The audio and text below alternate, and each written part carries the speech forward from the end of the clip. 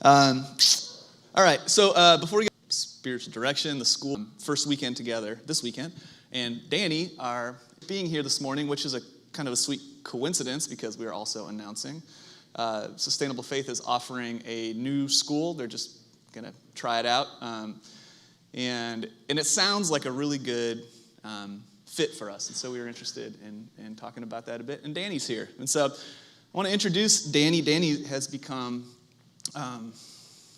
well, I appreciate you, man, and I think you know that. Yeah. So here he is.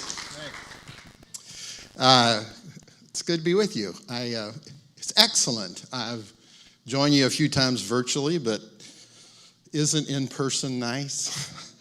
I'm just glad to do that. So, as Bobby said, I've been an instructor for the school for, I think this is my 7th year, and spiritual direction is a word that, needs explained to a lot of folks these days. Except it's been around for about 2 millennia, and it's just, as fat ties or skinny ties, it's kind of rolling around again.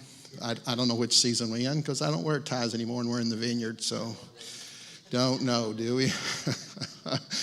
Anyway, we, as Bobby said, we have something new we're rolling out this year. If you don't know what spiritual direction is, and you might be interested, but it's like, I don't think I want to go to school to be that yet, since I don't know what in the heck that is. We have a primer course. It's 9 months. It'll be a cohort that meets online, first Saturday of the month, 3 to 4 hours. There'll be a short amount of reading, and throughout the course, you'll receive spiritual direction. If you're like me and perhaps at some time in your life struggled to develop some healthy spiritual rhythms, I'm sure I'm the only one in here, because that doesn't happen in Florida, right? Good. But if it perchance did, this course is going to introduce you to some possible rhythms that you might find helpful and a blessing. Spiritual direction, I've been seeing my director now for 8 years. It's the appointment I don't miss every month. My wife insists.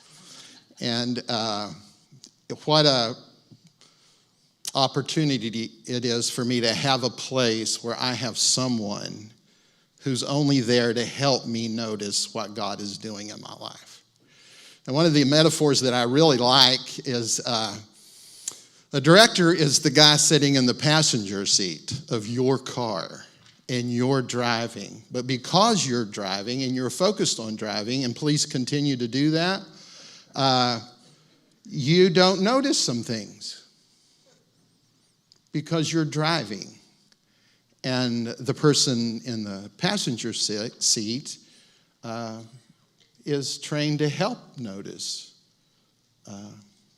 the work of God. Because how many of you know God's always at work? I remember when Jesus healed that guy on the Sabbath, and they were all, up in arms about that. And they said, "Why are you doing this on the Sabbath?" And Jesus said, "Well, my Father is always working, so I'm working." Turns out God is always working. And in spiritual direction, a director is simply helping you notice what that work might be in your life, because he's always at work. So if that sounds appealing to you, I've got some papers over there. Apparently there's something in your bulletin. Do you call it a bulletin here? I think so. Do you? Yeah, that paper with the information on it? Yeah. The menu, there's a small announcement there, but I've got more information, and I'm sitting right over there next to Kim Green, who graciously hosts me while I'm here. I'm at Resort Green. Come see me. Did I do what I was supposed to do? Okay, thank you.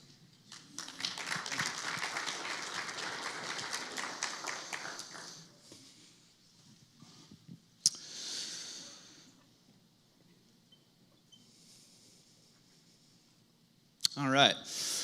Well, we better get started. You guys ready? This morning we'll continue here in our series, Did He Really Mean That? And this is just, it's going to take us through the rest of the year. And so it's a multi-month meditation on the Sermon on the Mount, which is considered to be sort of the essence of Jesus' life and teaching distilled. And so it doesn't seem like a bad place to spend time. And we're going to move into, we've sort of come through, I don't know, the preamble, the introductory remarks, and now we get into the parts where historically I think people are like, I don't think, that's got to be a metaphor or something. I don't think that means what it's saying at face value. And so it's going to be fun to explore these things together and just to kind of, listen within your own self to what the movement, the invitation, the place of surrender might be for you in regards to each of these topics as we move through. So this morning, Matthew 5:21 through 26 will be our key text. The sermon is called, I don't know how to pronounce this, it looks better on paper, Danger, Danger. I just put a little D in brackets there in front of anger. The topic is anger. And so this is what Jesus says. He says, you have heard that it was said to the people long ago, you shall not murder. Again, anyone who says to a brother or sister, racha, I'm not sure what that means. But if I hear one of you have said that about me, anyone who says that is answerable to the court. And anyone who says, you fool, will be in danger of the fire of hell. Yikes.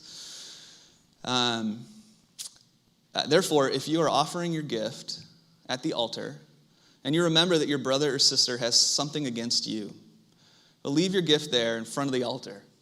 First go and be reconciled to them, and then come back, offer your gift. Settle matters quickly with your adversary who's taking you to court, and do it while you're still together, on the way. Or your adversary may hand you over to the judge. The judge might hand you over to the officer, and you might get thrown into prison. Truly, I tell you, you will not get out until you have paid the last penny.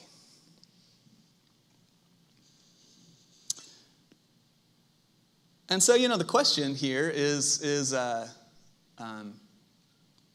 he really mean that? And not just kind of the what could be perceived as the intensification of the law, right?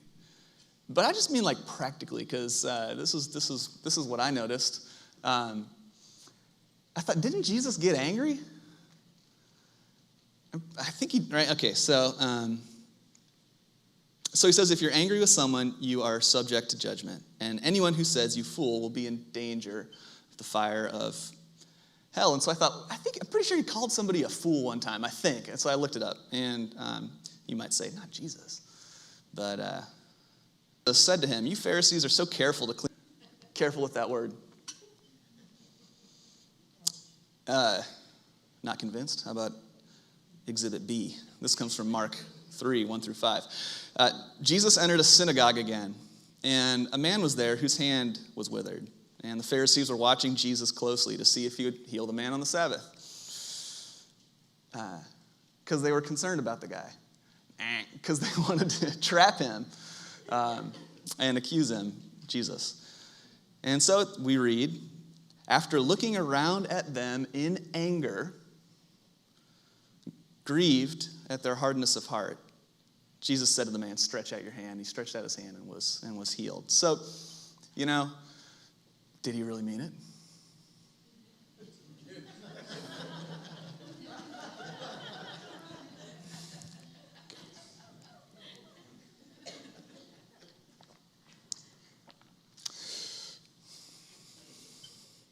Isn't that guy's face great? He really looks like he's thinking that, doesn't he? He's like, whoa. What, on the mountain, weren't you just talking about? All right. Live by the system, die by the system. This is part one. And what we see in these kind of 3 paragraphs, these warnings, Jesus presents 3 reliable cultural models for living your best life now. And they're mentioned in this passage. The first one he touches on is the scriptures. You know, you shall not murder. This is a direct reference to one of the Ten Commandments. Next one he mentions is tradition. Your religious tradition. He says, when you're offering your gift at the altar, so he's pointing to a religious tradition. And then the last one is sort of the social structures, the court system out here, on your way to court. Right? So he just names these three reliable cultural models. And he avoids condemning them or rejecting them. In fact, in that one, he even says, like, well, it's implicitly, you know, it's like you're participating in these things. And he even says in that one, you know, go and be reconciled, and then come back to what you were doing. So he's not. He goes he makes it clear that he's not condemning or rejecting any of these cultural models for the good life. But where he lands, and where he concludes, is that if we choose to rely on any system to define and to deliver to us, you know, our best life now, that it's going to cost us. I mean, it's just where this thing ends. In his words, he says, we're not going to get out of it until we've paid the last penny.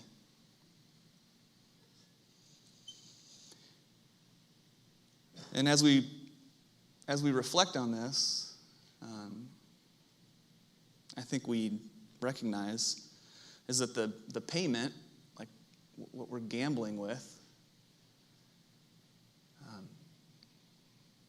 is our opportunity to experience, to know, to be a part of, like the whole point of human existence, the whole purpose,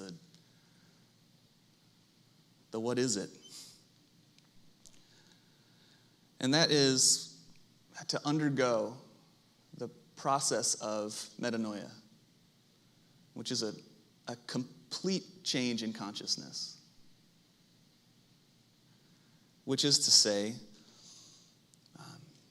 to experience in our bodies, to experience in our minds, to be fully convinced of what Martin Laird calls the great illusion, this feeling, this sense of separation from God. And to begin here, to start here, and then to wake up.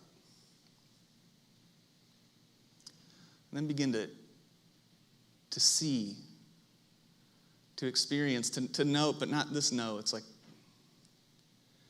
to recognize, remember, what do you call it? Acknowledge. To acknowledge what Jesus called the good news, and this is, it's good news. That the kingdom of heaven is at hand, which means now. And that the kingdom of heaven is in your midst, which means here. And even within you, he says in Luke. It's like he's saying, you know, it isn't over here or over there. There's nothing that can hand it to you or bring it to you. Obviously, there are things that can point to this reality. But the best they can offer is pointing. And like so many of us do, I don't know, oftentimes when it's really hard not to point kind of like this. Do you know what I'm saying? See what I'm pointing? Wasn't that a good pointer? The systems kind of do this. Even the best ones. And so what we gamble with, what we're risking, what we're putting on the line, being too closely enmeshed with any kind of system is missing this thing that can. Well, it's what we're here for. It's not here, it's not there, because it's too close for that. Cynthia Bourgeau, she says that the kingdom, one way we can understand it is it's not a place that you go to, but it's a place that you come from. It's this recognition. Now, a couple of thousand years ago, Jesus prayed for us, like actually for us. He prayed for those in the room first, and then he moves in this prayer, John 17. Into praying for us, he says, for anyone at any time, in any place, who finds themselves open and receptive, and willing to surrender. Now, this is the request he made of God. And I often think that, like, if anybody's going to have their prayers answered, it's probably Jesus. And the blessing he gives to us, and he says, I mean,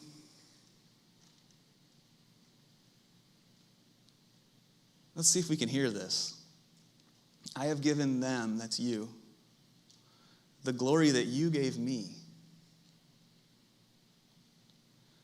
that they may be one as we are one. I and them, you and me. And this is for right now.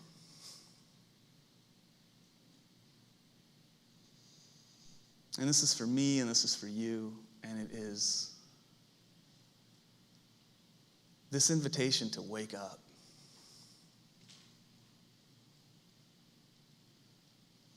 To let go of the waiting and the striving and the seeking. To reorient our attention and our focus away from the programming to grab and to get and then to hold and to keep.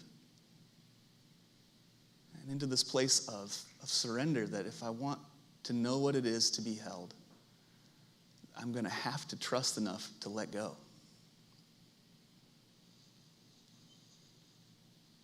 And so metanoia, the reorientation of our minds, this transformation of the consciousness, I think we could say is like the ongoing recognition event of union with God.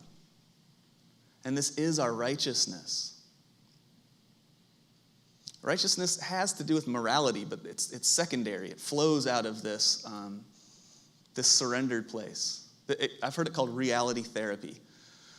That we've come to believe something that isn't true, and it's been so ingrained that it's just, we need lots and lots of time with the therapist to be reoriented.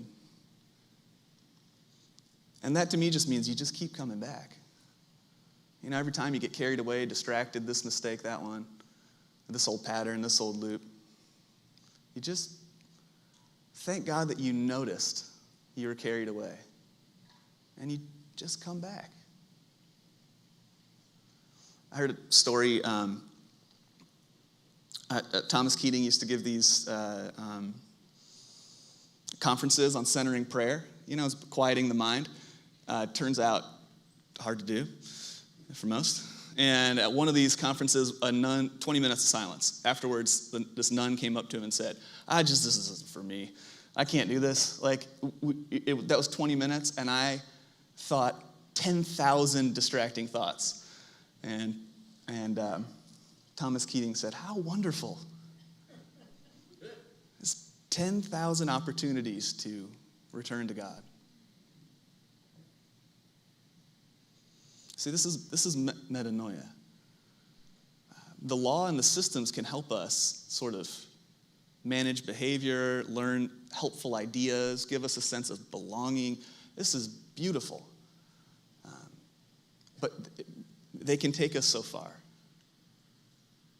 Reorienting the heart is a different business because, the trick is that we can get so good at knowing the right things and doing the right things, and putting the little signs out in the yard and making the little appropriate comments on the social media. We can start to kind of believe our own hype. And then we miss our heart.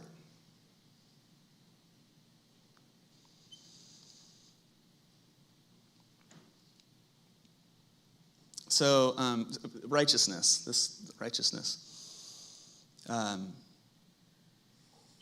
That's what Paul had to say. He called this metanoia, this process of metanoia, he called it a mystery. He called it the Christ mystery. And in Colossians 1, he says, this Christ mystery was hidden for ages, and now it's been revealed in us, to us, through us. That regardless of background, regardless of religious standing, Christ is in you. And this is your hope of glory. In 1 Corinthians, he says, you are in Christ Jesus, who's become for us wisdom from God and is our righteousness. And so Joe gave a great message last week on righteousness, on this kind of statement that Jesus made that's like, unless your righteousness surpasses that of the Pharisees, you can't access the kingdom. It's like, whoa, what does that mean? Tune in last week. But kind of one of the things that I took away from it that I found to be helpful is this idea that the Pharisees had a highly detailed program for righteousness. And it was all law and system and tradition, and it wasn't bad, inherently. But the problem is that law, system, and tradition, it just always puts God out here and over there somewhere. And, he's watching you, and he's, do you really think he's happy with how you're acting right now? Because if you're not, imagine how. And this thing kind of hovers around there. And so, like, any reward is always for later. But most of us are probably occupied more worried about, like, the punishment that's coming. Like, when's the other shoe going to drop sort of thing than heavenly rewards. And I'm not sure which is better. I don't know if it's better to be in touch with your shadow enough that you know what might be coming. Anyway. Because the law and tradition and the systems are helpful, but it's always later and hopefully and just remember to do this and hold on. And then so it's like you just see the Pharisees and they're just carrying too much stuff. And it's that, Jesus is right here and he says, you search the scriptures, you've memorized them, and yet I'm standing right in front of you. They're pointing to me. But you won't come here for life. And they just can't see it. They got too much stuff, And so kind of how Joe concluded last week was what they couldn't see and what his followers had a difficult time seeing too, that's us, is where Jesus was pointing was past the social structures, past the familiar definitions, like bulletin. I can't even remember that word anymore.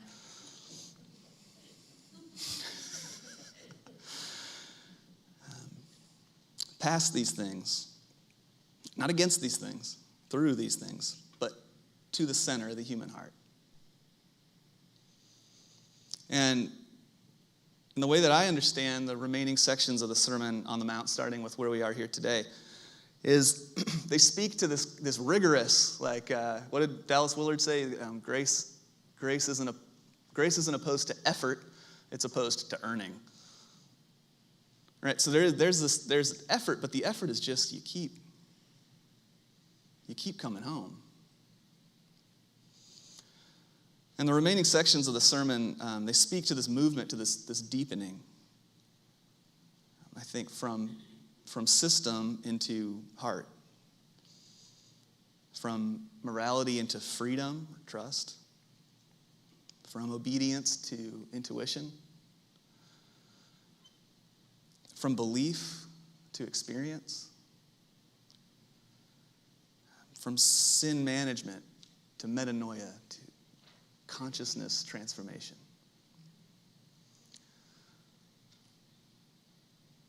And now every time I think I've had a new thought, from belief to experience, I'm like, yes. And then this happens like almost every week. Then here comes some song from the Christian radio in the 90s, and there's that Petra song that's, there's a higher place to go beyond belief. I was like, man, they're trying to tell me this 30 years ago.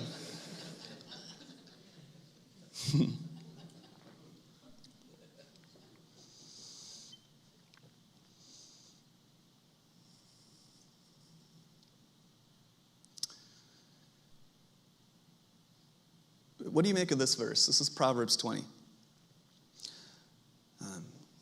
The human spirit is the lamp of the Lord, and it sheds light on one's inmost being.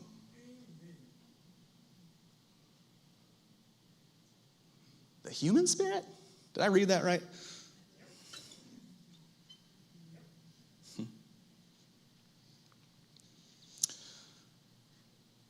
So,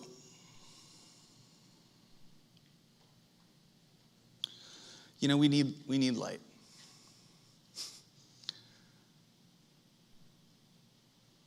You guys like obvious statements? We need light, even if it's a little bit, to find sort of the courage or the resolve to continue the necessary exploration of what lives down in the deep, dark sea.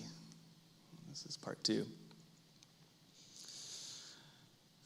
Jeremiah 17:7. This is the Septuagint translation. It was the earliest Greek translation of the Hebrew Scriptures, a couple thousand years old. And this is the Septuagint's description of the heart. It's this. It's the heart is deep, beyond all things, and it is the man, as in the essence. And who can know it? You know? You might say, who wants to go in there? I remember when I was a teenage, 12 probably, my dad and I, he's like, let's take a boat and just go out until we can't see land. And I was like, that sounds awesome. And so we went out until we couldn't see land, and we were just floating out there, and there's just, nothing. And the water's clear and deep, and so we jumped in, and we weren't in the water for 5 seconds. We're from Chicago. We weren't in the water for like 5 seconds before we were in a panic, swimming back to the ladder. It's just like, this is deep. What is down there? So it's kind of like that, It's like we may have grown up hearing it said the heart is deceitful. And that kind of speaks to like an intent to deceive. This verse just kind of says like, who knows? That's probably in there. But the essence of it is mystery. We can have a look around. It's Bathuno is this deep beyond all things, is how they translated it. And it's often used in Greek literature at the time to express the deep sea. The ocean oftentimes in the scriptures is a literary device to describe chaos. And so, prevailing first century wisdom, there's a lot of unmapped areas back then. And so kind of prevailing first century wisdom about the sea is similar to what many of our cultural systems tell us about our heart, which is beware, here there be monsters. Better stick to the shore. Like we got legs. This is what we're made for. And so we kind of make up things. We tend to be afraid of things that we don't understand, and the assumption is like, not sure what that is, not going to trust it. Probably going to try to stay away from it. And it just sort of, this impulse. So fortunately now, it's 2,000 years later, we've gotten a lot smarter. We've got diving technologies. We know that there's, sea monsters. There's no such thing as sea monsters. And then my kids showed me these things that live in the Mariana Trench. You guys know about these little things? No, those, not them. They're fake. But those are real. Or maybe those other things were too. That's a goblin shark over there. Arlo, I haven't confirmed this, but Arlo told me that it can shoot its mouth out of that little thing and grab something and bring it back. And that seems reasonable, taking a look at it.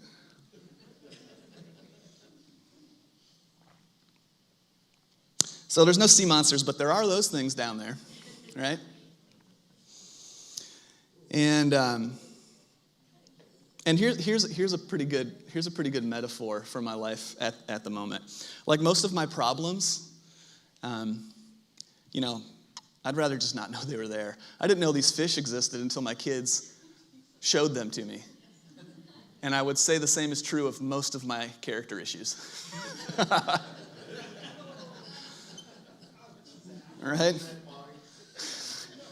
I was doing fine until you, little mirror.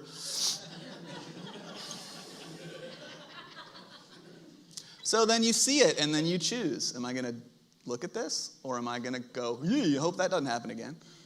All right?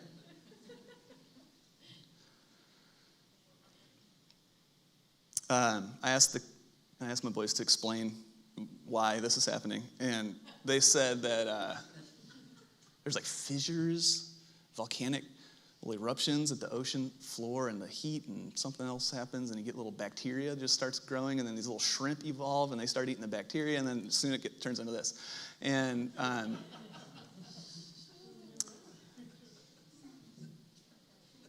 things that live in dimly lit places and especially in very dark places make strange adaptations for survival, like stealth and speed.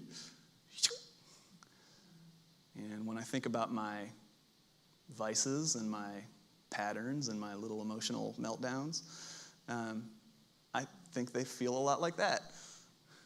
Where did that come from, And all of a sudden I'm over here. But then you see it. And you let it go and you say, I'm sorry as soon as you can. And you forgive yourself.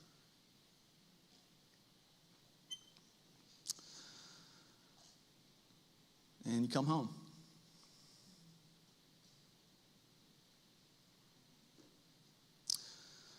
So,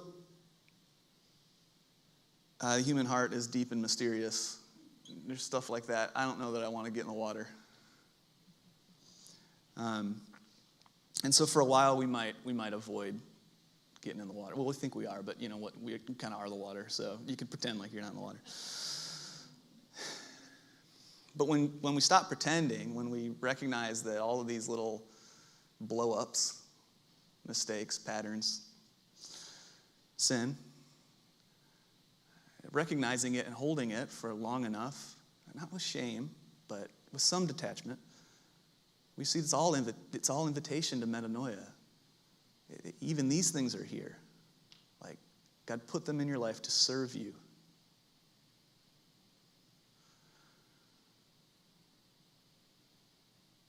That we might continue to be transformed.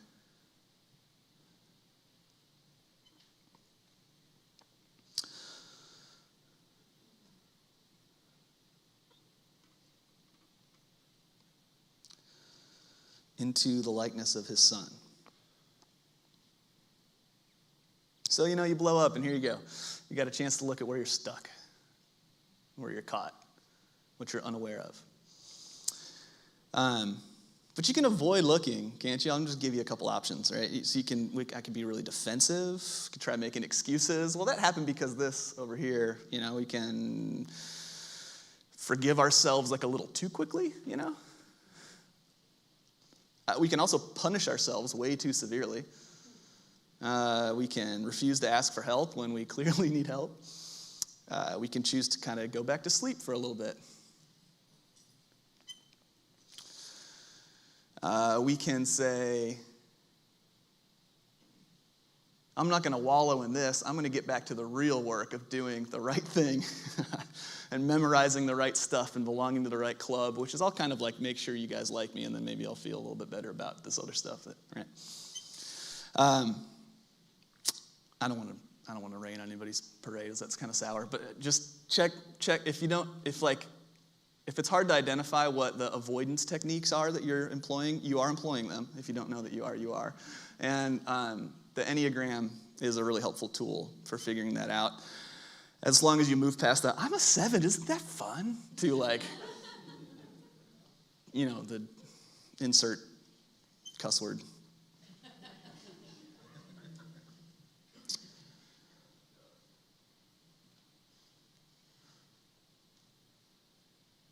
Until I find the grace to have the courage to stop avoiding what's actually happening and go in the presence of God to look for myself, then I'm forced to continue relying on somebody else's map of a place they've never been. We got ideas. We're not that different, me and you, but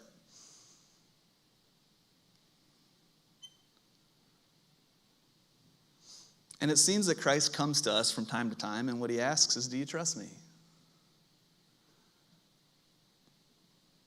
Do you trust me to set down the map and go for a swim and find out what's real? And we are absolutely allowed to answer that with the truth. Right? So I want to make sure that there's no pressure being placed on anybody to do this a certain way. You just have to be real with yourself. But I want to say to my own self that ignoring that something is there doesn't make that something any less real. But what it does do is it allows it to periodically, unconsciously control our life. And we learn that. We know that. But here's something that's kind of strange. Imagining that something is real that actually isn't real has the same effect. Where's all this pressure coming from? I've wondered before. And then it's just like, you just don't do it. And you realize, you don't do the thing you feel this pressure to do, and then you realize, where was that pressure coming from? I don't think that was real. That's one of those imaginary ones out there,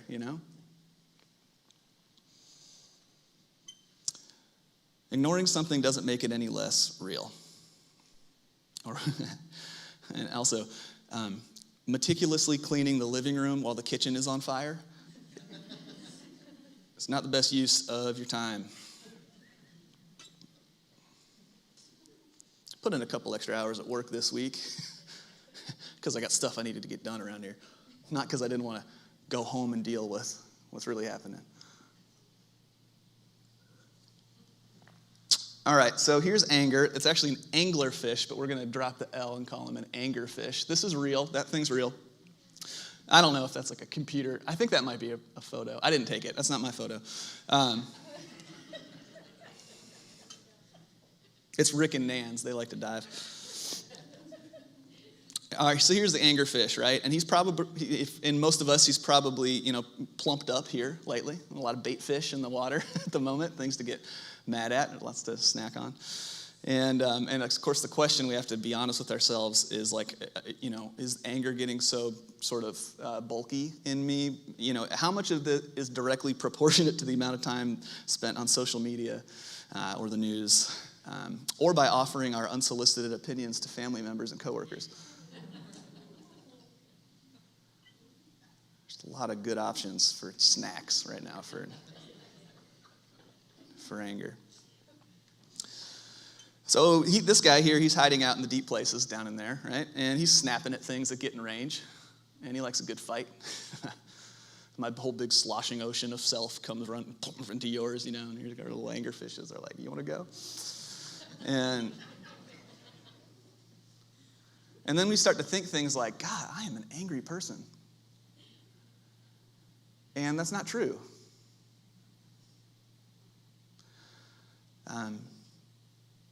Anger is not who you are.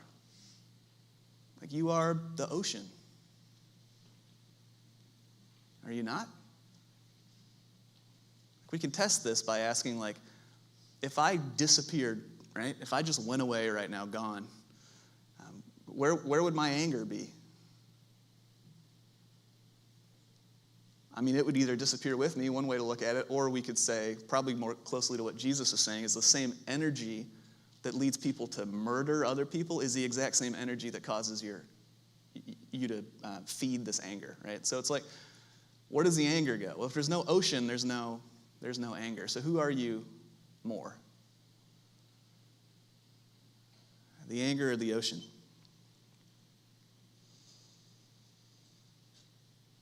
What's the difference between I'm an angry person and, oh, here comes anger swimming by? Well, the difference is the potential for the return of choice to our life and freedom and metanoia. Because if I can see it, that means I'm not it. If I don't go in here, I can't see it. And here we go, right? There's a Christian contemplative path. It's called Via Negativa, the way of negation. And it's the emphasis of it, I guess, is sort of the development of this, of an inner awareness, of just noticing. Whoa, where did that come from? The development of an inner awareness that allows for the revealing, the unveiling, the recovery of who we are through the recognition of what we're not. So that's maybe one way to get there. And I think maybe that's exactly what Paul was getting at in like the most famous mental breakdown in all the Holy Scriptures when Joe mentioned this last week too, and he's like, things I want to do, I don't do things I want to do, this whole, that thing. And where he lands, after letting it out, is here. He says, but if I, he's like, hold on. But if I do what I don't want to do, I'm not really the one doing wrong. It's sin living in me that does it. See, there's this separation that doesn't remove responsibility from us, but it makes it much more difficult for shame to get in there and to keep us trapped. Because this stuff, sin, anger, these kind of things, all of the pick your vice. It's like something is playing a trick on us. It's like, hey, come over here and check this out. I think you're going to like it. And you're like, oh, yeah, all right, go over there and you check it out. And then you're like, I think this is a bad idea. And it's like, no, this is cool. And then, you do it and it blows up. And then the thing that said, come over here and check this out is like, you shouldn't have done that. Oh, my gosh, what were you thinking? It's like the worst friend you had in high school.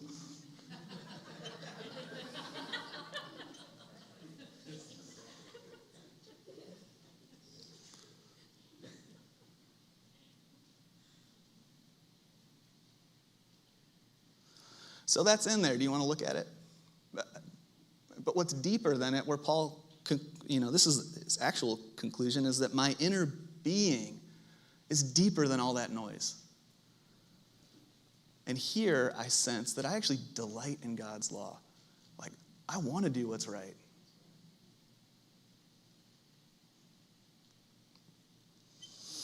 Oh boy, I better go quick. All right, anger is an emotion. This is part 3. Anger is an emotion, and just for anybody who doesn't know me well, emotional sobriety is my middle name. So we're going to just look at emotions really quick. The word emotion comes from the Latin for movement, motion, and it's this body-based reaction. That's what we're talking about. It comes along and hooks us and takes us, and because our bodies contain so many memories and we have so much childhood programming, the body holds shame and guilt and hurts and all these things. That emotions, they touch those things, and so they feel like truth. And it's very hard to unhook from these feelings. Have you noticed this? Emotions are an inevitable aspect of being an earthling. And so in classical Christian theology, emotions are considered morally neutral. They're not good or bad. The question is, will they help us or hurt us? And that's what we've been talking about here. Some of the common primary emotions are fear and sadness, anxiety, worry, and there are happy ones too, like joy, curiosity. But fear, sadness, anxiety, worry, these are the ones that usually, anger is actually a secondary emotion. And anger comes along to help us deal with the fact that anger comes along to help distract us from the fact that we're feeling fear, anxiety, worry. Something's being called into question that we're not ready to allow to be called into question. And then anger like this, so we feel out of control. And so here comes anger, and it's like this surge of energy, and we just ride this wave safely away from actually listening to what's happening in us. So it's a loss of control. It's the fact that there is a part of us that's not going to make it out of this life alive, and it doesn't want to think about that. So the fear of loss of control, when we feel that, the question is, where am I looking from right now? Because there is a part of you that is going to make it out of this alive. Is that one afraid? I want to tell you this story. Here's a little snapshot of my idyllic childhood. I am going to employ sarcasm, Mom and Dad, but I really do appreciate growing up with you. All right, so as I've mentioned before, at 8 years old, I had already attained to the prestigious title of the Royal Rangers Straight Arrow of the Year. 1989, State of Illinois, Assemblies of God Church. Thank you. Thank you. If the doors to the church were open, you could find me there. I was homeschooled. It had nothing to do with a pandemic. And I also had a mullet. One time Colton and I were at, my buddy Colton and I were at Delicom, and the lady said, "You guys are brothers, aren't you? And you guys look just alike." And I was like, "No, we're not brothers." "Really? You look just alike?" And Colton says, "We were both homeschooled." I don't know what that has to do with it, but anyway. So it was during these halcyon days of my youth. We had some company staying with us, and one of our guests, a girl who was about my age, and this is most likely as a result of her parents' concerns about my aforementioned lifestyle choices, swam over to me in the pool and casually said, "You know, the Bible is just a book of lies made up by privileged men." And something in my psyche went, crack. And here comes this warning, caution, caution. Substructure of entire worldview being called into question. And so the lizard brain took over, and I just responded by staring at her blankly. And it's all, I might have licked my eyeball. I can't, it's all foggy.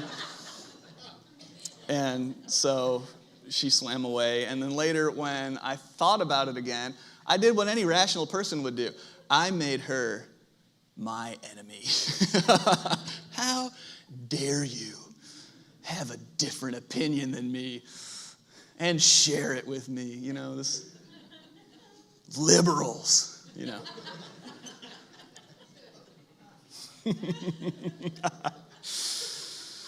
Oh, God help us.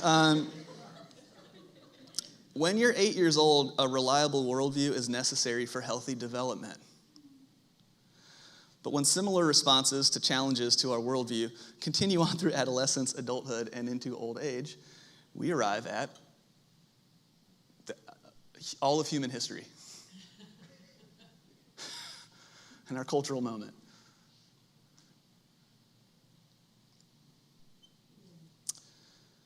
So anger is a secondary emotion. And, rather than riding its wave or partying with the bad fish there, we spiritually benefit by taking a look at what it might be covering up. Because that's where the message is. Jesus looked at the Pharisees with anger. Why? Because he was grieved in his heart. It was sadness as a primary emotion. And the secondary emotion was anger. And you know what that anger enabled him to do? Move in compassion away from his own spiritual tradition and act in mercy. That's like helpful anger.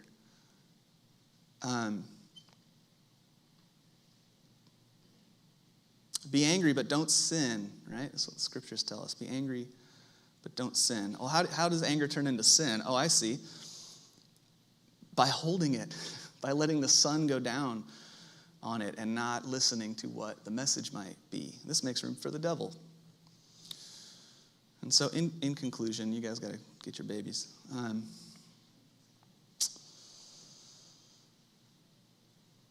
In conclusion, we can hold on to anger, but that's that bowl that Jesus said, you don't put a bowl over a light.